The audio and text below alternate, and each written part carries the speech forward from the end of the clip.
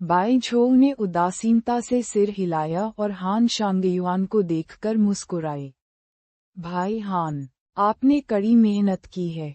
अगर भविष्य में मेरे पास समय होगा तो मैं आपको अकेले भोजन कराऊंगा। बाई झोउ विनम्र नहीं थी। इसके बजाय उसने महसूस किया कि उसे उसके साथ भोजन कराना चाहिए। खासकर आखिरकार उसने उसकी बहुत मदद की थी। हालांकि हान शांगयुआन के लिए, चाहे शिष्टाचार के कारण हो या सच्चाई से, ये शब्द उसे भयभीत करने के लिए पर्याप्त थे। क्यूसी के राजकुमार ने कहा कि वह उसे भोजन खिलाएगा, भले ही अंत में उसे इसे खाने को नहीं मिला। फिर भी यह डींगे हाँकने लायक बात थी। मिस्टर बाय, आपको इतना विनम्र होने की जरूरत नहीं है। आपकी रियल एस्टेट कंपनी जिस परियोजना का विकास कर रही है वह हमारे बैयून शहर के लिए फायदेमंद है। हम स्वाभाविक रूप से इसका समर्थन करेंगे। हान शांगयुआन को अपनी उपलब्धियों पर गर्व नहीं था। जैसे ही उन्होंने बोलना समाप्त किया, हान शांगयुआन एक पल के लिए झिझके। अंत में उन्होंने एक सवाल पूछा जो उन्होंने लंबे समय से अपने दिल में रखा था। हालांकि श्री बाय, मैं पूछने की स्वतंत्रता लूंगा। आपने अचानक एक परियोजना में निवेश करने के लिए बैयून शहर आने के बारे में क्यों सोचा? ये समस्या तब से मौजूद थी जब हान शांगयुआन ने पहली बार बाई झोउ को देखा था। हालांकि क्यूसी ने अभी भी राजशाही कायम रखी थी और ऐसा लगता था कि यह एक प्राचीन देश है। लेकिन हर कोई जानता था कि क्यूसी एक बहुत ही विकसित देश है। हर साल रंगीन स्टील ग्लास के निर्यात से क्यूसी को भारी मुनाफा हुआ। क्यूसी के राजकुमार के रूप में बाई झोउ की कुल संपत्ति स्वाभाविक रूप से अरबों में थी। बैयून शहर में एक रियल एस्टेट कंपनी खोलकर वह जो मुनाफा कमा सकता था, वह उसकी कुल संपत्ति की तुलना में कुछ भी नहीं था, है ना? जब बाई झोउ ने ये सुना, तो वह मदद नहीं कर सका। लेकिन हान शांगयुआन को सौम्य नजर से देखा। ये देखकर हान शांगयुआन का दिल कड़ा हो गया। उन्होंने अवचेतन रूप से कहा, अगर श्री बाई यह नहीं कहना चाहते हैं, तो इसे भूल जाए। मैं सिर्फ उत्सुक हूँ और आपके बारे में जानने का कोई इरादा नहीं है। बाई झोउ ने अपना हाथ थोड़ा ऊपर उठाया, जिससे पता चला कि हान शांगयुआन को इतना घबराने की जरूरत नहीं थी। फिर उन्होंने कहा, दरअसल ये कंपनी मेरी नहीं है। ये किसी ऐसे व्यक्ति की है जो मेरे लिए बहुत महत्वपूर्ण है। मैं सिर्फ उसके लिए काम कर रहा हूँ। इन शब्दों ने हान शांगयुआन को इतना झकझोर दिया कि उसकी आंखें चौड़ी हो गईं। ऐसा लग रहा था मानो उसने गलत सुना हो। क्यूसी का राजकुमार किसी और के लिए काम कर रहा था, और वह बहुत मेहनती और कर्तव्यनिष्ठ था। हान शांगयुआन अनुमान लगाना चाहता था कि बाई झोउ जिस व्यक्ति के बारे में बात कर रहा था वह कौन था, लेकिन उसकी कल्पना सीमित थी, इसलिए वह अनुमान नहीं लगा सका। क्या वह चीनी है? हान शांगयुआन पूछने के अलावा कुछ नहीं कर सका। बाई झोउ ने सिर हिलाया। हाँ। हान शांगयुआन, क्या चीन में बिजनेस जगत में कोई ऐसा शख्स था? वह क्यूसी के राजकुमार को अपने अधीन कर सकती थी और वह जो चाहे कर सकती थी। वह ऐसा महसूस करने से खुद को नहीं रोक सका जैसे कि पूरी दुनिया एक कल्पना थी। उन्होंने शुरू में सोचा था कि बाई झोउ को चीन में विकास के अवसर पसंद आए हैं और वे निवेश करना चाहते हैं। अप्रत्याशित रूप से वह यहाँ किसी और के लिए काम करने आया था। ये सोचकर ही उसे थोड़ा डर लगने लगा। क्या चल रहा था? हान शांगयुआन ने मेज पर रखी चाय उठाई और एक चुस्की ली। वह अपना सदमा छिपाना चाहता था। उसने नहीं किया उम्मीद है कि चाय गर्म होगी, और इससे तुरंत उसकी जीभ झुलस गई। उसी समय किसी ने ऑफिस का दरवाजा खटखटाया। सावधानी से दरवाजा खटखटाने से उन्हें दरवाजे के बाहर मौजूद व्यक्ति के डर का एहसास होने लगा। जब हान शांगयुआन ने ये सुना, तो वह जल्दी से सीधे सोफे पर बैठ गया। उनकी अभिव्यक्ति एक वरिष्ठ अधिकारी के रूप में उनकी गरिमापूर्ण अभिव्यक्ति पर लौट आई, और उन्होंने धीमी आवाज में कहा, प्रवेश करें। लियू गोजिंग ने धक्का देकर दरवाजा खोला और प्रवेश किया। उसके थोड़े मोटे चेहरे पर पसीना आ गया था। ये पता नहीं चल पाया कि वह डरा हुआ था या दौड़कर आया था। वरिष्ठ अधिकारी हान, मैं यहाँ हूँ। जैसे ही उसने प्रवेश किया, लियू गोजिंग ने सिर हिलाया और सम्मानपूर्वक झुक गया। हान शांगयुआन का सामना करते हुए उसने ऊपर देखने की हिम्मत भी नहीं की। इसका मुख्य कारण अभी फोन पर हान शांगयुआन का लहजा था, जिससे उसे संकट का एहसास हुआ। अपनी आंख के कोने से उसने सोफे पर एक चांदी के बालों वाला आदमी देखा। लियू गोजिंग ने नीचे देखा और अनुमान लगाया कि यह व्यक्ति उसकी अचानक कॉल में शामिल था। हान शांगयुआन ने 3 सेकंड के लिए लियू गोजिंग को उदासीनता से देखा। उन्होंने अपना मुंह खोला और मजाकिया लहजे में कहा, निर्देशक लियू ने हाल ही में बहुत सारे अच्छे काम किए हैं। लियू गोजिंग मूर्ख नहीं था, तो वह हान शांगयुआन के स्वर में व्यंग्य कैसे नहीं सुन सकता था। वह तुरंत सिकुड़ गया और एक वातानुकूलित कार्यालय में ठंडे पसीने से लथपथ हो गया। वरिष्ठ अधिकारी हान, अगर आपको कुछ कहना है तो बस कहिए। अगर मैंने कुछ गलत किया है तो आप मेरी आलोचना कर सकते हैं। मैं इसे स्वीकार करूंगा और खुद को सही करूंगा। हान शांगयुआन ने तुरंत नाक भान सिकोड़ ली और लियू गोजिंग के साथ बकवास करने की जहमत नहीं उठाई। उसने अपना हाथ उठाया और मेज पर एक दस्तावेज पटक दिया। इसे स्वयं देखें। क्या ये दस्तावेज परिचित लग रहा है? हान शांगयुआन ने ठंडे स्वर में पूछा। बाई झोउ शांत भाव के साथ सोफे पर बैठी। शुरू से अंत तक उन्होंने लियू गोजिंग को उचित रूप से नहीं देखा। इस मामले में उन्हें कुछ भी कहने की जरूरत नहीं पड़ी। हान शांगयुआन उसके लिए इसका समाधान करेगा। संपर्क करने की आवश्यकता के बिना लियू गोजिंग ने दस्तावेज पर शब्द देखे। स्टारलाइट मनोरंजन पार्क परियोजना के लिए प्रस्ताव प्रस्तुत किया गया। ईस्ट सी रियल एस्टेट, बैयून सिटी के एम ग्रुप की सहायक कंपनी। लियू गोजिंग मौके पर दंग रह गए। जब उसने बाई झोउ को आश्चर्य से देखा तो वह अपनी अभिव्यक्ति को नियंत्रित नहीं कर सका। जाहिर है, उसे ऑफिस के तीसरे शख्स की पहचान का अंदाजा पहले ही हो गया था। वह ईस्ट सी रियल एस्टेट से थे। उसका दिल तेजी से धड़कने लगा। उन्होंने कभी उम्मीद नहीं की थी कि 10 लाख युआन से कम की पंजीकृत पूंजी वाली एक छोटी रियल एस्टेट कंपनी हान शांगयुआन जैसे उच्च स्तरीय व्यक्ति को जानती होगी। क्या उसने लोहे की कील नहीं ठोकी? लियू गोजिंग ने खुद को शांत होने के लिए मजबूर किया और हान शांगयुआन पर माफी मांगते हुए मुस्कुराया। उन्होंने अपना मुंह खोलने के लिए संघर्ष किया और कहा, ओह, मैं इस परियोजना से परिचित हूँ। ये बहुत अच्छी तरह से किया गया है। जब मैंने इसे देखा तो मैं काफी संतुष्ट था। उस समय मैंने भावुक होकर आह भरी। हमारे बैयून शहर की रियल एस्टेट दुनिया में बहुत सारी प्रतिभाएं हैं।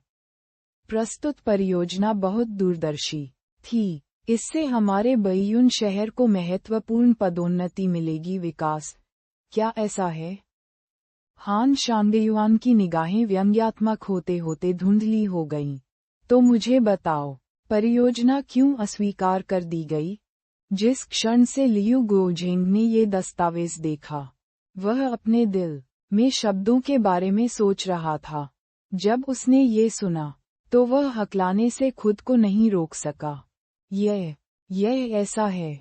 परियोजना उत्कृष्ट है। ये बस इतना ही है। मैं आपको समझाता हूँ। मुझे इसे कैसे रखना चाहिए। ये है। काफी समय के बाद लियू गोजिंग अभी भी कुछ उचित नहीं कह सके, क्योंकि इस प्रोजेक्ट प्रपोजल में कोई खामी नहीं थी। बस हान शांगयुआन ने लियू गोजिंग को रोका। उसका चेहरा चौकोर था और वह शक्तिशाली दिखता था। उसकी आंखों में गुस्सा भर आया। मुझे लगता है कि एक निदेशक के रूप में यह आपके काम का अंत होना चाहिए। आप इतना जबरदस्त पक्षपात भी दिखा सकते हैं। मुझे बताओ, तुम्हें इतनी हिम्मत किसने दी? लियू गोजिंग का शरीर कांप उठा, और हान शांगयुआन के सवाल ने उसकी आत्मा को डरा दिया। उसका दिल घबराहट से कांप रहा था, लेकिन वह अभी भी स्थिति से निपटने का तरीका सोचने की पूरी कोशिश कर रहा था। जियान चांगशेंग ने उनसे ऐसा करने के लिए नहीं कहा। ये सब उनके निर्णय का परिणाम था। उन्होंने जियान ग्रुप को भी अपने साथ नीचे खींचने के बारे में सोचा। आखिरकार दूसरी पार्टी बइयुन शहर में एक सेलिब्रिटी निगम थी, जो रियल एस्टेट उद्योग की अग्रणी थी। जब वरिष्ठ अधिकारी हान ने जियान ग्रुप का नाम सुना, तो वह दूसरे पक्ष के चेहरे पर विचार कर सकता था और उसे छोड़ सकता था। हालांकि अगर यह काम नहीं करता, तो न केवल वह मुश्किल में पड़ जाता, बल्कि वह जियान समूह को भी नाराज कर देता। क्या ये दोनों ओर से दोष प्राप्त करने और स्वयं को कठिन स्थिति में डालने के समान नहीं होगा? कुछ समय तक अपने दिल में संघर्ष करने के बाद लियू गोजिंग ने फिर भी जियान समूह को हटा दिया और परिणामों की जिम्मेदारी ली। वरिष्ठ अधिकारी हान, मैं इस मामले में लापरवाह था। मैंने तुरंत सही निर्णय नहीं लिया। यह मेरी गलती है। मैं स्वयं पर विचार करता हूँ। ऐसा कहने के साथ बाई झोउ ने अंततः लियू गोजिंग की ओर देखने के लिए अपनी आंखें उठाईं। इस समय भी उन्होंने जाने देने से इनकार कर दिया। जिस व्यक्ति ने उसकी पीठ पीछे उसे उकसाया, उसका बइयुन शहर के व्यापार जगत में एक महत्वपूर्ण स्थान होना चाहिए। ये जियान समूह प्रतीत होता था। लियू गोजिंग ने कभी उम्मीद नहीं की थी कि भले ही उन्होंने यह न कहा हो, बाई झोउ ने पहले ही विभिन्न संकेतों से सब कुछ अनुमान लगा लिया होगा। भाई हान, मुझे अभी भी बाद में कुछ करना है। कृपया इस मामले को जल्दी सुलझाने में मेरी मदद करें, बाई झोउ ने उदासीनता से कहा। उसने अपना लक्ष्य पहले ही हासिल कर लिया था, इस बात की कि क्या हान शांगयुआन लियू गोजिंग को दंडित करेगा। उसे कोई चिंता नहीं थी। हान शांगयुआन शुरू में लियू गोजिंग को सिखाना चाहता था, जिसने उसे परेशान किया था, बाई झोउ के सामने सबक। हालांकि जब उसने बाई झोउ के शब्द सुने, तो उसने तुरंत अपने शब्द बदल दिए। क्या आप सार्वजनिक मुहर लाए थे? लियू गोजिंग ने बार बार सिर हिलाया। हाँ, हाँ। हान शांगयुआन ने उस पर नजर डाली। लियू गोजिंग ने कुछ भी कहने की हिम्मत नहीं की। उन्होंने बिना किसी हिचकिचाहट के प्रस्ताव उठाया और अपनी सहमति की मुहर लगाने के लिए अंतिम पृष्ठ पलटा। बाई झोउ ने सार्वजनिक मुहर के साथ प्रस्ताव लिया और खड़े हो गए। वह हान शांगयुआन को देखकर मुस्कुराया। धन्यवाद, श्री बाई। मत बनो बहुत विनम्र। हमारे लोगों ने आपकी कंपनी के लिए परेशानी खड़ी की। हान शांगयुआन खड़े हुए और धीरे से माफी मांगी। बाई झोउ ने हान शांगयुआन के साथ कुछ देर तक बातचीत की और दस्तावेज के साथ सिटी हॉल छोड़ दिया। उनके जाने के बाद कार्यालय में केवल हान शांगयुआन और लियू गोजिंग बचे थे। लियू गोजिंग ने चारों ओर देखा और ध्यान से कहा, वरिष्ठ अधिकारी हान, मुझे दोपहर में काम है। अगर और कुछ नहीं है। इससे पहले कि वह बोलना समाप्त कर पाता, उसे हान शांगयुआन की तीखी नजर मिली, जिससे लियू गोजिंग इतना डर गया कि उसने तुरंत अपना मुंह बंद कर लिया। अगर मुझे ठीक से याद है, तो आप केवल 1 साल पहले ही इस पद पर पहुंचे थे, है ना? हान शांगयुआन ने उसकी ओर देखा और उदासीनता से पूछा। लियू गोजिंग ने अपने माथे पर पसीना पोंछा और धीरे से सिर हिलाया। हान शांगयुआन ने आह भरी। लियू गोजिंग की कार्रवाई कोई छोटी बात नहीं थी। राजनीतिक जगत में पक्षपात करना एक बहुत बड़ा निषेध था। इस बार उसने उसे पकड़ लिया था, लेकिन उसे नहीं पता था कि उसने अकेले में कुछ और किया था या नहीं।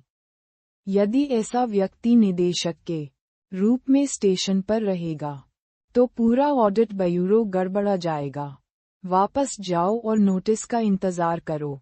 शहर के अन्य नेताओं के साथ बैठक के बाद मैं आपको सूचित करूंगा। हान शांगयुआन ने दया नहीं दिखाई क्योंकि बाई झोउ ने मामले को आगे नहीं बढ़ाया। वह भी ऐसा व्यक्ति था जो अपनी आंखों में रेत बर्दाश्त नहीं कर सकता था। जब उसने ये सुना, तो लियू गोजिंग इतना भयभीत हो गया कि उसने लगभग घुटने टेक दिए। हालांकि उनकी तर्कसंगतता ने उन्हें समझा दिया कि इस समय उनके पास केवल हार मानने का अधिकार है और बहस करने के लिए कोई जगह नहीं है। लियू गोजिंग उदास भाव के साथ हान शांगयुआन के कार्यालय से बाहर चले गए। उसने अपना फोन निकाला और शिकायत करने के लिए जियान चांगशेंग को फोन करना चाहा, लेकिन उसने काफी देर तक उसे फोन नहीं किया। अंत में इसका जियान समूह से कोई लेना देना नहीं था। दूसरे पक्ष ने उनसे केवल यह नोट करने के लिए कहा कि दक्षिणी उपनगरों में जमीन का कितना बड़ा टुकड़ा है और ईस्ट सी रियल एस्टेट किस परियोजना को विकसित करना चाहता है। जियान ग्रुप ने उनसे ईस्ट सी रियल एस्टेट के लिए परेशानी पैदा करने के लिए नहीं कहा था।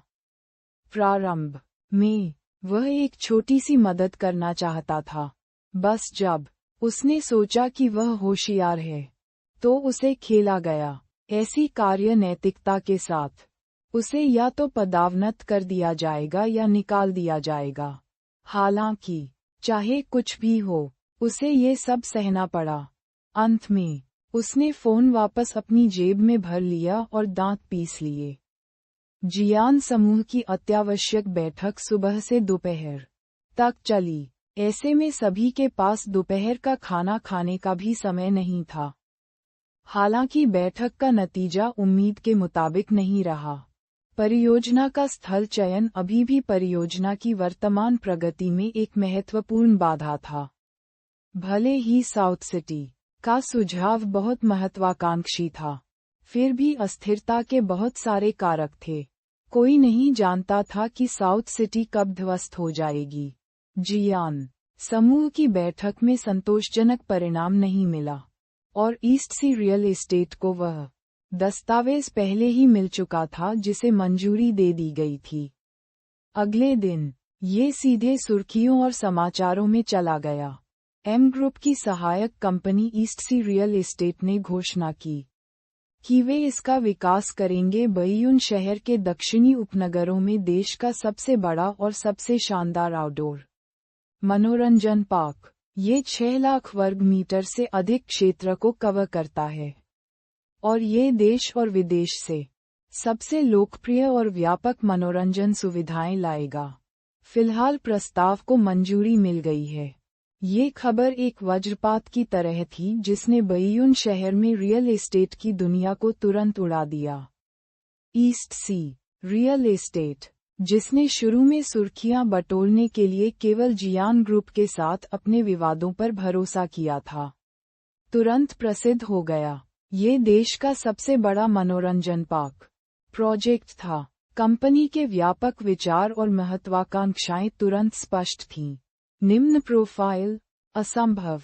जियान चांगशेंग के कंपनी जाने से पहले उन्होंने घर पर नाश्ता करते समय टेलीविजन चैनल पर यह खबर देखी। उसने तुरंत भौहें चढ़ा दीं। क्या उन्होंने इस परियोजना को अस्वीकार नहीं किया?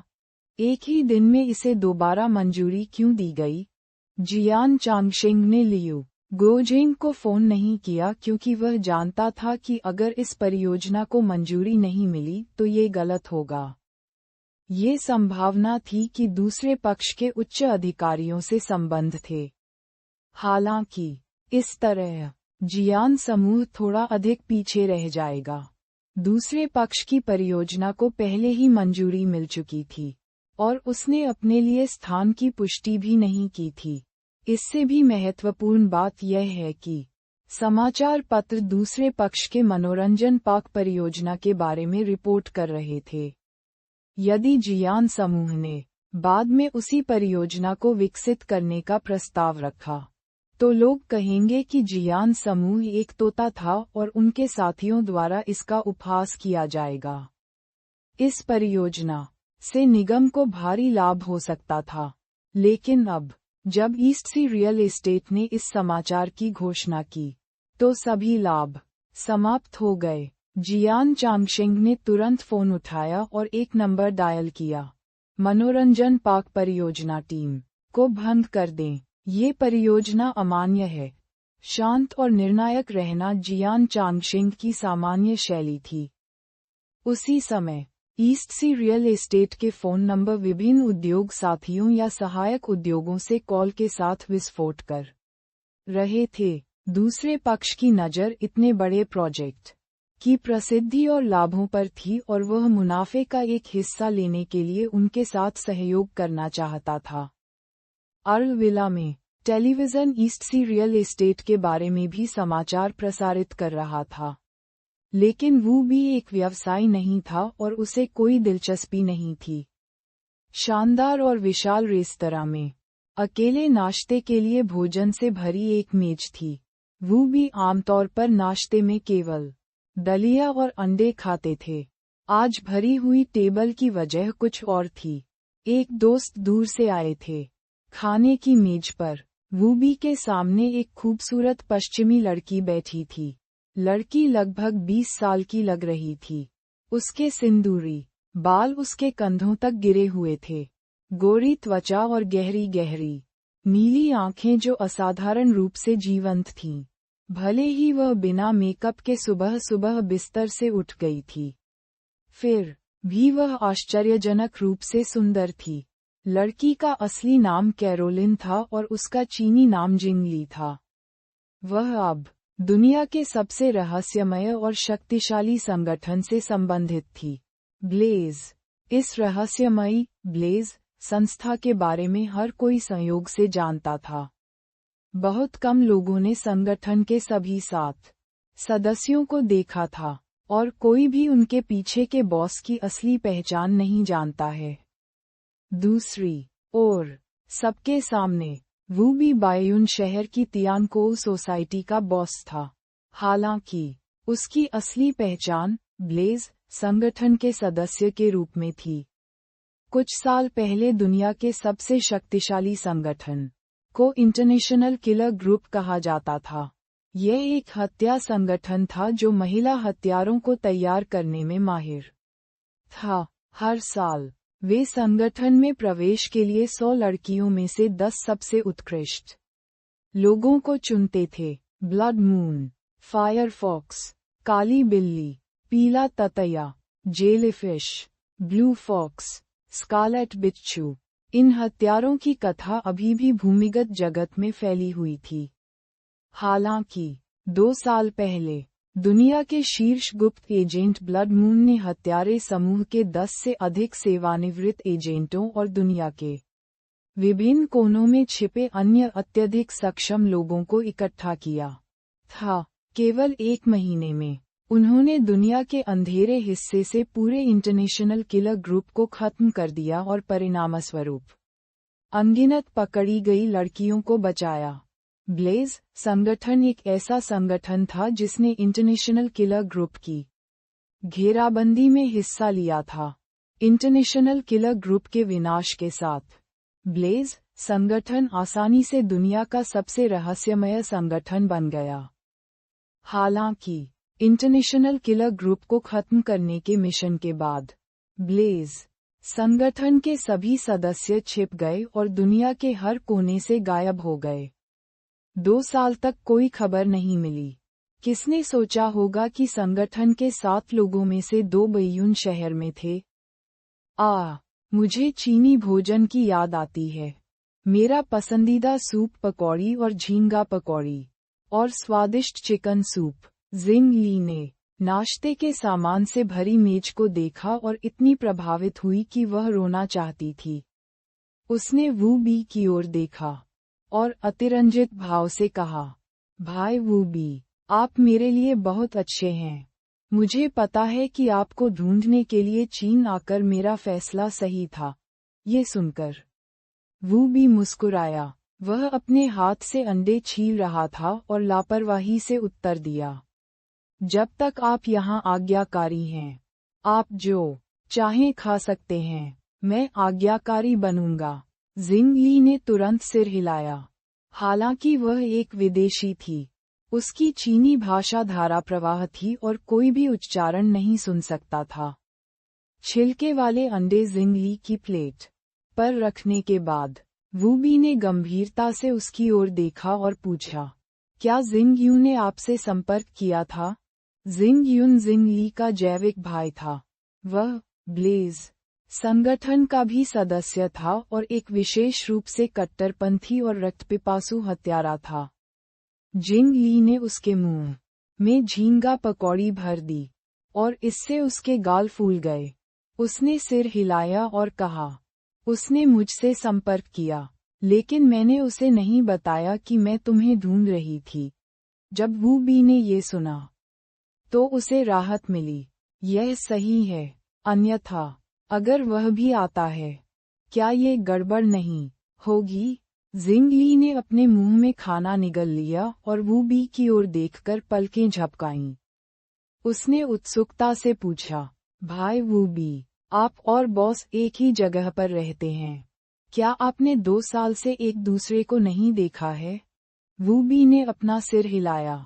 बिल्कुल नहीं। जैसे ही वह बोला, वू बी आहें भरने के अलावा कुछ नहीं कर सका। अभी कुछ समय पहले इंटरनेशनल किलर ग्रुप के अवशेष मेरी तलाश में आए थे। दूसरे पक्ष के 3 लोग आए। मेरी तो जान ही निकल गई। क्या? जिंग ली हैरान था। उन्होंने सचमुच तुम्हें ढूंढ लिया? उन्होंने तुम्हें कैसे खोजा? वू बी की अभिव्यक्ति थोड़ी गहरी हो गई।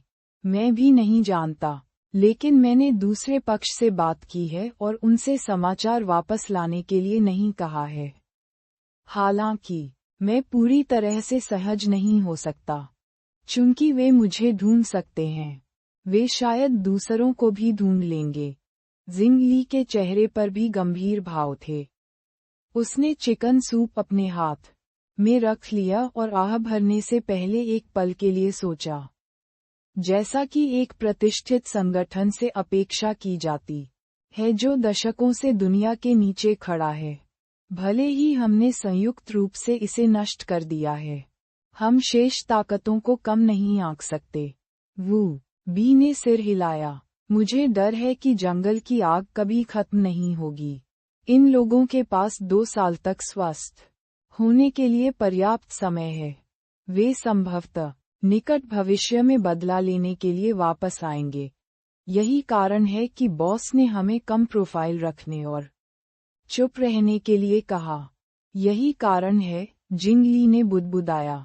वू बी ने आह भरी और एक सुंदर मुस्कान प्रकट की। इसे भूल जाओ। आइए अभी इस बारे में न सोचें। चूंकि आप यहाँ हैं, यहाँ आनंद लें, जब तक बॉस को पता नहीं चलता। जिंग ली मुस्कुराए और सिर हिलाया। भाई वू बी, चिंता मत करो, मैं यहाँ हूँ। अगर दूसरा पक्ष दोबारा तुम्हें ढूंढने आएगा, तो मैं उन्हें टुकड़े टुकड़े कर दूंगा। ठीक है, फिर आप मेरी सुरक्षा के प्रभारी हैं, वू बी ने मुस्कुराते हुए कहा। उसे जिंग ली की ताकत पर स्वाभाविक रूप से भरोसा था। 2 दिन बाद साउथ सिटी में लोग दूर जाने लगे। साउथ सिटी में विध्वंस के कारण बइयुन शहर के विभिन्न जिलों में संपत्ति की कीमतें आसमान छूने लगीं। चाहे वह बेचना हो या पट्टे पर देना हो, बहुत से लोगों को जल्दी ही उपयुक्त आवास मिल गया और वे संपत्ति की कीमतों को बढ़ने से रोकने के लिए बाहर चले गए। इस समय वांग परिवार में प्रवेश द्वार पर एक वैन खड़ी थी। घर के लोग व्यस्त थे। वांग युनजोंग यार्ड में खड़े होकर धूम्रपान कर रहे थे। बूढ़ी मैडम वांग उसके पास आईं और बोलीं, युनजोंग, तुम्हें वैन क्यों मिली? आप इसमें कितनी चीजें रख सकते हैं? माँ, आप और पिताजी बस कुछ कपड़े और दैनिक जरूरत का सामान ले सकते हैं। मेरे पास वहाँ सब कुछ है। ऐसा मत दिखाओ कि तुम आगे बढ़ रहे हो। वांग युनजोंग ने भौहें चढ़ाते हुए कहा। इस विध्वंस के साथ वांग युनजोंग ने वांग परिवार के 2 बुजुर्गों को अपने स्थान पर चले जाने का सुझाव दिया। सबसे पहले वह घर पर बहुत कम समय बिताते थे और बुजुर्गों के साथ रहने की परवाह नहीं करते थे। दूसरा, 2 बुजुर्ग घर पर थे और जिचेन की देखभाल करने में उसकी मदद कर सकते थे। तो क्या ये सब चीजें व्यर्थ नहीं हैं? बुढ़िया मितव्ययी होने की आदी थी, इसलिए वह स्वाभाविक रूप से उनसे अलग होना बर्दाश्त नहीं कर सकती थी। माँ, अगर आपको बाद में किसी चीज की कमी महसूस हुई तो मैं आपके लिए नया खरीद दूंगा। मेरे पास एक विला है। क्या आपको लगता है कि इन चीजों को अपने हाथ में लेना उचित है? वांग युनजोंग ने धैर्यपूर्वक कहा। युनजोंग सही है, वह विला बहुत आलीशान है। ये चीजें उसके घर को अस्त व्यस्त कर देंगी। चलो कम सामान लाएं, ओल्ड मास्टर वांग ने कहा। बुढ़िया ने इसके बारे में सोचा और अंततः सिर हिलाया। ऐसा लगता है कि वांग युनजोंग ने कुछ सोचा है। वह बुढ़िया की ओर देखने और पूछने से खुद को नहीं रोक सका। माँ, क्या जियो मेई हिल गई? जब बुढ़िया ने ये सुना तो उसने अप्रसन्नता से सिर हिलाया। वह कल चली गई। युझी का परिवार उसकी मदद के लिए आया। उसे अस्थायी रूप से युझी के स्थान पर चले जाना चाहिए था। जब वांग युनजोंग ने ये सुना, तो वह मदद नहीं कर सका लेकिन समझ गया। हालांकि वह केवल एक बार वांग युझी के नए घर में गया था। ये छोटा नहीं था, ये 100 वर्ग मीटर से अधिक होना चाहिए। हालांकि दोनों परिवारों के लिए एक साथ रहना थोड़ा कठिन था। सामान वैन में लादा गया। बूढ़ी मैडम वांग ने दरवाजा और आंगन का दरवाजा बंद कर दिया। संयोगवश पड़ोसियों ने अपना सिर बाहर निकाल लिया। ये देखकर उन सभी ने अभिवादन किया। ओह, आंटी वांग, क्या आप अपने बेटे के घर पर रहने जा रही हैं? सभी पड़ोसियों को पता था कि वांग परिवार का सबसे बड़ा बेटा एक कंपनी का मालिक है। वह एक विशाल विला में रहता था और मर्सिडीज बेंज चलाता था। वह बहुत अमीर था। जब बुढ़िया ने ये सुना तो उसने मुस्कुराते हुए सिर हिलाया। हाँ, आखिरकार इसे ध्वस्त कर दिया जाएगा। देर सबेर हमें आगे बढ़ना ही होगा। हमारा सबसे बड़ा बेटा संतानहीन है और उसने हमें अपने विला में रहने के लिए लेने पर जोर दिया। हम मना नहीं कर सके। यह एक आकस्मिक स्पष्टीकरण की तरह लग रहा था, लेकिन जो कोई भी समझ गया, उसे पता चल जाएगा कि वह दिखावा कर रही थी। दूसरा पक्ष शर्मिंदगी से मुस्कुराया और कुछ नहीं कहा। जब वे वैन में चढ़े और साउथ सिटी से बाहर निकले, तो वह व्यक्ति थूके बिना नहीं रह सका। वाह, तुम इतने आत्मसंतुष्ट क्यों हो? उद्धरण चिन्ह। जब वे वांग युनजोंग के विला पहुंचे, तो वैन चालक और एक सहायक ने सामान अंदर ले जाने में मदद की। तभी वांग परिवार के 2 बुजुर्ग वांग युनजोंग के पीछे पीछे घर में आ गए। घर में घुसते ही खाने की खुशबू उसकी नाक पर चढ़ गई। बुढ़िया दंग रह गई और बोली, युनजोंग, तुमने खाना बनाया? कियान को पता था कि आप आज कहीं जा रहे हैं, इसलिए वह विशेष रूप से खाना बनाने के लिए आई थी। वांग युनजोंग ने अपने जूते बदलते हुए लापरवाही से उत्तर दिया। जैसे ही उन्होंने बोलना समाप्त किया, उन्होंने जू कियान को एप्रन में रसोई से बाहर निकलते देखा। उसके चेहरे पर एक उज्ज्वल मुस्कान थी, और यहाँ तक कि उसका सामान्य मेकअप भी अधिक सुंदर लग रहा था। अंकल, आंटी, आप यहाँ हैं। जल्दी से अपने हाथ धो लो और खाने की तैयारी करो। मैंने सब कुछ तैयार कर लिया है। जू कियान ने दोनों बुजुर्गों का गर्मजोशी से स्वागत किया, चूंकि आज उसके चेहरे पर मेकअप बहुत हल्का था। पिछली बार जब वह वांग परिवार में गई थी तो वह एक अलग व्यक्ति की तरह थी। बुढ़िया ने एक पल के लिए भी कोई प्रतिक्रिया नहीं की और सोचा कि उसके बेटे को एक और मिल गया है। युनजोंग, आपने पार्टनर बदल लिया? बुढ़िया मदद नहीं कर सकी लेकिन धीरे से पूछा। जब वांग युनजोंग ने ये सुना तो उसने लगभग अपनी लार दबा ली। जब वह वापस होश में आया तो वह बुढ़िया की ओर देखे बिना नहीं रह सका। उसे समझ नहीं आ रहा था कि हंसे या हंसे चिल्लाना। माँ, आप किस बारे में बात कर रही हैं? ये कियान है। आपने उसे पहले देखा है? बुढ़िया दंग रह गई। ओह, उसका मेकअप पहले इतना खराब क्यों था? ऐसा नहीं है कि उसने सोचा था कि जू कियान मोटे मेकअप के साथ बेहतर दिखती है।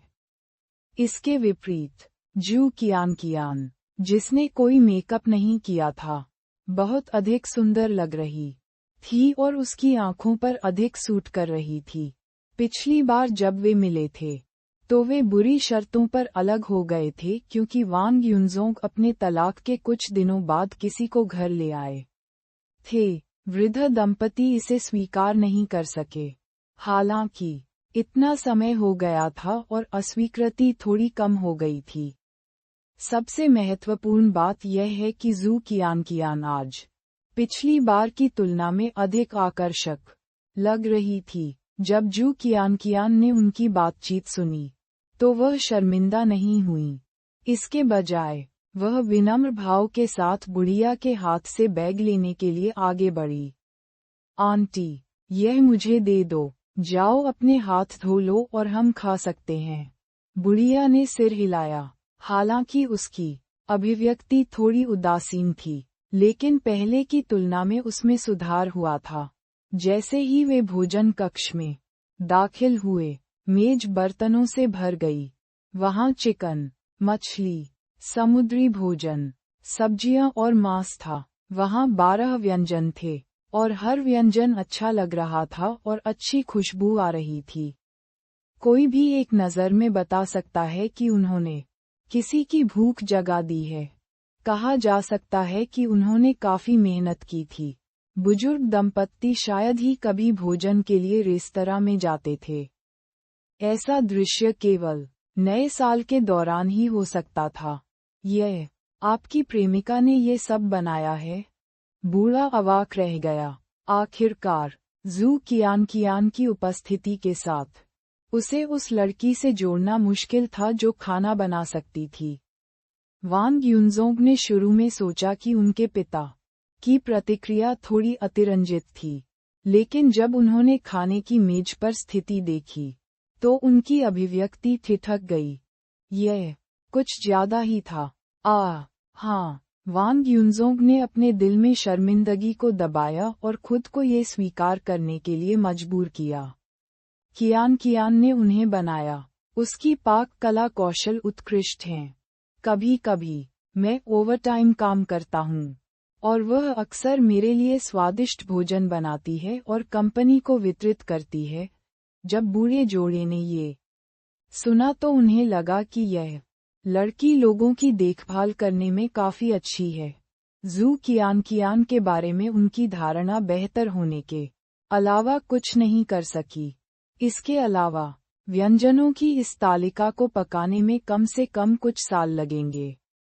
ऐसा लग रहा था कि यह लड़की इतनी सती नहीं थी जितनी वह दिखती थी। कम से कम वह खाना बनाना तो जानती थी। जब दोनों बुजुर्ग अपने हाथ धोने के लिए बाथरूम में गए तो वांग युनजोंग ने जल्दी से जू कियान को अपनी तरफ खींच लिया और धीमी आवाज में कहा, आप बहुत आगे बढ़ गए हैं। बहुत सारे व्यंजन हैं। आप भविष्य में चीजों को कैसे सुचारू करेंगे? ये पता चला कि जू कियान ने मेज पर रखे व्यंजन नहीं बनाए थे। इसके बजाय उसने ये सब एक रेस्तरां से खरीदा। जू कियान चावल को दलिया में पका सकता था। सब्जियों को भूनने की तो बात ही छोड़ दें। उसे ये भी नहीं पता था कि इंस्टेंट नूडल्स में कितना पानी मिलाना है। जब जू कियान ने ये सुना, तो उसने मासूमियत से पलकें झपकाईं और व्यथित होकर कहा, मैं सिर्फ अपनी छवि को बचाने के लिए आपके माता पिता के सामने अच्छा प्रदर्शन करना चाहती थी। वेंग युनजोंग ने बेबसी से अपना माथा पकड़ लिया और बेबसी से कहा, आपको इतना अतिशयोक्ति नहीं करनी चाहिए। 5 या 6 व्यंजन पर्याप्त हैं। 10 से अधिक व्यंजनों के साथ केवल मेरे माता पिता ने दुनिया नहीं देखी है। लेकिन अगर कोई और होता तो आप पर कौन विश्वास करता? तो क्या करें? जू कियान शुरू में काफी आत्मसंतुष्ट थी, लेकिन जब वांग युनजोंग ने ये कहा, तो उसे तुरंत थोड़ा दोषी महसूस हुआ। वांग युनजोंग ने आह भरी, ये ठीक है, ये सब नकली है। जब आपके पास बाद में समय हो, तो अपने पाक कौशल का ध्यानपूर्वक अध्ययन करें। कम से कम आप भविष्य में अपना रास्ता दिखा सकते हैं। यदि आप खुद को उजागर करते हैं, तो क्या आज आपके सभी प्रयास व्यर्थ नहीं होंगे? जू कियान ने तुरंत सिर हिलाया और सहमति व्यक्त की।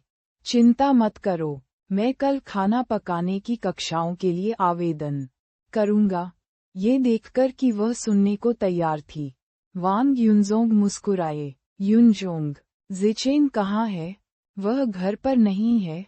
जब वृद्धा बाथरूम से बाहर आए तो उसे एहसास हुआ कि उसने अपने बड़े पोते को नहीं देखा है। जब वांग युनजोंग ने ये सुना, तो उन्होंने तुरंत समझाया, ज़िचेन चुनफेन के स्थान पर गया था। ये गर्मी की छुट्टियां हैं, इसलिए वह ज़िमेंग के साथ खेलने गया। ये सुनकर बुढ़िया दुखी हो गई। वह वांग युनजोंग को व्याख्यान देने से खुद को रोक नहीं सकी। वह वांग परिवार का बच्चा है। आप उसे अपनी माँ के यहाँ जाने के लिए क्यों कहते रहते हैं? अगर उसकी माँ बाद में बच्चे को कुछ भी बुरा कहती है, तो बच्चा हमारे परिवार से दूर हो जाएगा। चुनफेन उस तरह का व्यक्ति नहीं है, बूढ़े व्यक्ति ने बुदबुदाया। ज़िचेन अभी छोटा है, इसलिए उसे मातृ प्रेम की कमी नहीं हो सकती। यह उसके लिए भी अच्छा नहीं है। उसके लिए कभी कभी 2 दिनों के लिए चुनफेन के घर पर रहना ठीक है। ओल्ड मास्टर वांग एक विचारशील व्यक्ति थे। बुढ़िया की तुलना में वह कहीं अधिक समझदार था। वांग युनजोंग ने बुढ़िया से बहस नहीं की। उन्होंने केवल इतना कहा, मैं भी कंपनी में व्यस्त हूँ, इसलिए मेरे पास उसकी देखभाल करने का समय नहीं है। ज़िचेन किशोरावस्था में है। अगर कोई उसकी देखभाल नहीं करता है, तो वह आसानी से बुरा बनना सीख सकता है। लेकिन चिंता मत करो। माँ, क्या आप और पिताजी वहाँ नहीं गए? बाद में ज़िचेन की देखभाल करने में मेरी मदद करें। मैं आराम से रहूँगा। मैं उसे 2 दिनों में ले जाऊँगा। बुढ़िया ने तुरंत कहा। हाँ, मैं ज़िचेन को वापस लाने के बाद उसकी देखभाल करूँगी, जब तक वह गोरा और मोटा नहीं हो जाता। मैं ज़िचेन को निश्चित रूप से पालूंगी। जैसे ही वे बोल रहे थे, वे पहले से ही खाने की मेज पर थे। अपने सामने इतने सारे स्वादिष्ट व्यंजन देखकर बुजुर्ग दंपत्ति खुद को चखने से नहीं रोक सके। बूढ़ी मैडम वांग ने जीवन भर खाना पकाया था, और उनकी पाक कलाएं खराब नहीं थीं। हालांकि वे सभी घर पर पकाए गए व्यंजन थे। उसने ऐसे उत्तम और सुंदर व्यंजन कब देखे थे? वांग युनजोंग ने बूढ़े व्यक्ति के लिए बेहतरीन वुलियाई की एक बोतल निकाली। जू कियान ने बुढ़िया के लिए काले चिकन सूप का एक कटोरा भी लिया। बुढ़िया ने उसे उठाया और एक घूंट पी लिया। मिठास की झलक के साथ स्वाद बहुत ताज़ा और स्वादिष्ट था। यह आम परिवारों में बनने वाले सूप से बिल्कुल अलग था। ओह, ये स्वादिष्ट है, बुढ़िया प्रशंसा किए बिना नहीं रह सकी। जब जू कियान ने ये सुना, तो उसके चेहरे पर तुरंत मुस्कान आ गई। आंटी, अगर तुम्हें पसंद हो तो और पी लो। काला चिकन पोषण देता है, शरीर और यह हम महिलाओं के लिए विशेष रूप से फायदेमंद है। जू कियान की बातें सुनकर बुढ़िया को वह बहुत अधिक सुखद लगी। आपका नाम कियान है ना? उद्धरण चिन्ह। बुढ़िया ने दयालु भाव से जू कियान से पूछा। जू कियान ने तुरंत सिर हिलाया और उत्तर दिया, हाँ आंटी, मेरा नाम कियान है। इस वर्ष आपकी आयु कितनी है? बुढ़िया ने फिर पूछा, जैसे वह अपनी बहू को देख रही हो। जू कियान 26 साल का। वह दिखने में जितनी जवान थी उतनी ही जवान भी थी। बुढ़िया अनुमान लगाए बिना नहीं रह सकी। ज़िचेन इस वर्ष 16 वर्ष का था। चूंकि जू कियान अपने पोते से केवल 10 साल बड़ी थी, इसलिए उसकी सौतेली माँ बनना वास्तव में सही नहीं था। हालांकि दूसरे विचार में युनजोंग फिर से शादी करने जा रहा था।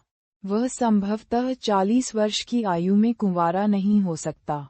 यदि उसने अपने ही उम्र के किसी व्यक्ति से शादी की, तो वह वांग परिवार के लिए बच्चों को जन्म नहीं दे पाएगी। ये कियान थोड़ी छोटी थी, लेकिन उसका फायदा स्पष्ट था। वह अब भी वांग परिवार के लिए एक बच्चे को जन्म दे सकती है। पहले वह ये भी सोचती थी कि यह लड़की एक बिंबो थी जो केवल पैसे खर्च करना जानती थी। आज उसके प्रति उसकी धारणा काफी बदल गई थी। वह न केवल एक उत्कृष्ट रसोइया थी, बल्कि उसका असाधारण सम्मान भी करती थी। वह ऐसी दिखती थी जैसे वह लोगों पर मोहित हो सकती है। इस विचार को मन में रखते हुए बुढ़िया मुस्कुराने और सिर हिलाने के अलावा कुछ नहीं कर सकी। यह अच्छा है। युवा और स्वस्थ रहना अच्छा है। जब जू कियान ने ये सुना, तो उसका चेहरा खुशी की झलक से भर गया। उसने वांग युनजोंग की ओर देखा और वे दोनों मुस्कुराए। भोजन के दौरान जू कियान और भी अधिक चौकस था। उसने झींगा छीला और भोजन उठाया। वह बात करती रही और बुढ़िया तब तक मुस्कुराती रही जब तक कि उसकी आंखें बंद नहीं हो गईं। रात के खाने के बाद बूढ़ा व्यक्ति अपना खाना पचाने के लिए अकेले विला के सामने बगीचे में चला गया। उन्होंने विला के सामने 2 छोटी खाली जगहों को देखा और यहाँ कुछ सब्जियां लगाने के बारे में सोचा। वांग युनजोंग धूम्रपान करने के लिए बाहर आए। जब उसने अपने पिता को इधर उधर देखते देखा तो वह उनके पास गया। पिताजी, आप क्या देख रहे हैं? बूढ़े ने सिर हिलाया, ये देखकर कि उसका बेटा यहाँ था। उसने अवसर पाकर उससे कुछ कहा। युनजोंग, क्या आपने हाल ही में जियो मेई से संपर्क किया है? बूढ़े आदमी ने इधर उधर नहीं घूमकर पूछा। वांग युनजोंग अपना सिर हिलाने से पहले एक पल के लिए स्तब्ध रह गए। उनकी अभिव्यक्ति थोड़ी शर्मिंदगी भरी थी। आप क्यों पूछ रहे हैं? बूढ़ा आदमी ऐसे हंसा जैसे उसने बहुत पहले ही सब कुछ देख लिया हो। तुम मेरे बेटे हो, क्या तुम्हें लगता है कि मैं नहीं जानता कि तुम क्या सोच रहे हो? वांग युनजोंग के बोलने की प्रतीक्षा किए बिना बूढ़े व्यक्ति ने कहा, जियो मेई अब अमीर है। हमें नहीं पता कि क्या हुआ, लेकिन उसने इतने सालों तक एक नाइट क्लब में काम किया है। अगर कोई बड़ा बॉस जो उसे पसंद करता है, उसकी मदद करने को तैयार है, तो यह असंभव नहीं है। आप और वह बूढ़ा व्यक्ति परिवार में लड़कियों की तुलना में लड़कों को सबसे अधिक पसंद करता था, और वह युवा होने के बाद से वांग युनजोंग पर सबसे अधिक ध्यान देता था। इसलिए बूढ़े व्यक्ति के शब्दों ने वांग युनजोंग को झकझोर दिया। पिताजी, मुझे पता है आपका क्या मतलब है, लेकिन हम इस मामले में जल्दबाजी नहीं कर सकते, है ना? मैं उसका पक्ष लेने में जल्दबाजी नहीं कर सकता, है ना? यह एक मजाक होगा। वांग युनजोंग वांग युनमेई के साथ अपने भाई बहन के रिश्ते को फिर से बनाना चाहते थे, लेकिन उन्हें अपने चेहरे की भी परवाह थी। आखिरकार अतीत में उनका रिश्ता घनिष्ठ नहीं था।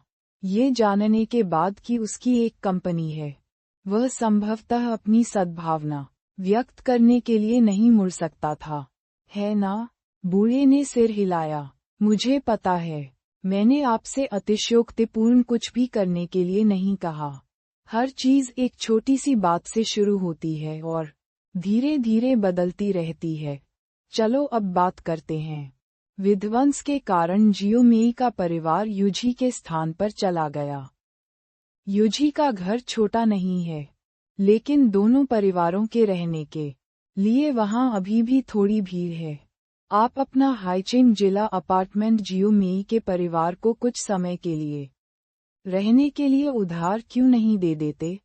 क्या यह उसके लिए मदद नहीं है? बूढ़े व्यक्ति के शब्दों ने वांग युनजोंग को जगा दिया। यह सही था। वह उसकी मदद करने में शर्मिंदा था, लेकिन मदद करने में वह कैसे शर्मिंदा हो सकता था? पिताजी, मैं समझता हूँ, जब मुझे जियोमेई को देखने का मौका मिलेगा तो मैं उससे इस बात का जिक्र करूंगा, वांग युनजोंग ने सिर हिलाते हुए कहा।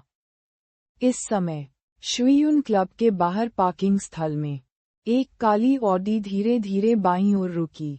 कार का दरवाजा खुला और जियांग चुनफेन ड्राइवर की सीट से बाहर निकला। फिर पिछली सीट का दरवाजा खुला और वांग युनमेई और वांग युजी उतरे। उन तीनों ने एक स्वर में अपने सामने आलीशान क्लब की ओर देखा। वांग युनमेई ने याओची में 10 वर्षों से अधिक समय तक काम किया था, इसलिए वह स्वाभाविक रूप से जानती थी कि शुइयुन क्लब भी जी समूह के तहत एक उद्यम था।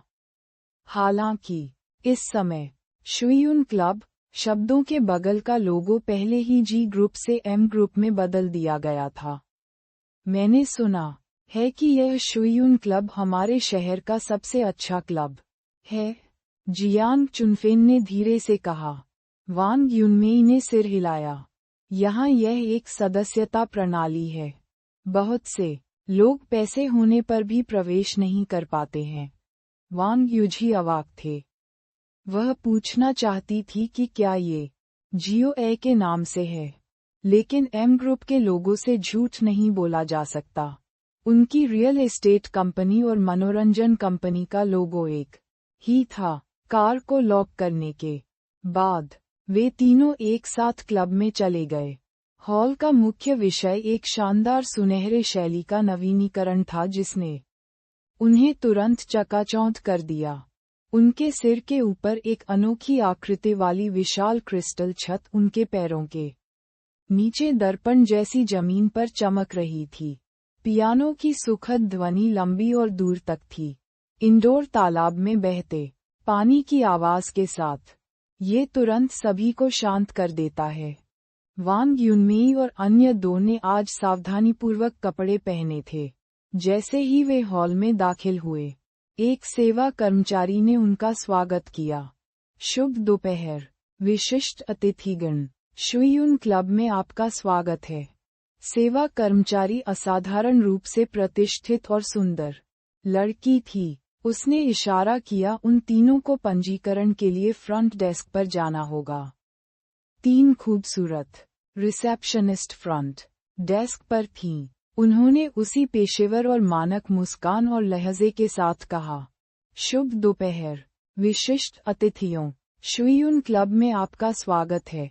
जैसे ही उन्होंने बोलना समाप्त किया, बीच में बैठे व्यक्ति, जो नेता की तरह लग रहा था, ने कहा, कृपया मुझे अपना सदस्यता कार्ड दिखाओ।